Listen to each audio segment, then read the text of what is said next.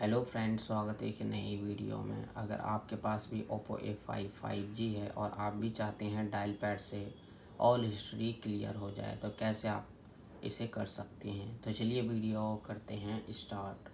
सबसे पहले आपको अपने फ़ोन में डायल पैड को करना है ओपन।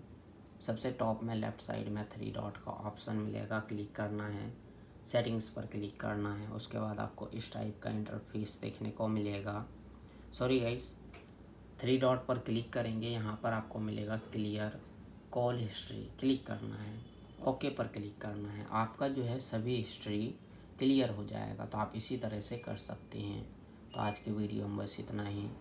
और आपको फ़ोन से रिलेटेड, ऐप से रिलेटेड, गेम से रिलेटेड कोई भी जानकारी चाहिए तो आप हमें कमेंट्स करके बता सकते हैं। नहीं तो वीडियो प्लेलिस्ट में जाकर आप वहाँ से भी प्रॉब्लम को सॉल्व कर सकते हैं। और हमारे वीडियो देखने के लिए share, subscribe, like, bell icon का बटन ज़रूर दबा दें ताकि हमारे वीडियो का नोटिफिकेशन आपको मिलता रहे। मिलते हैं नेक्स्ट वीडियो में एक नई टॉपिक के साथ। तब तक के लिए नमस्कार।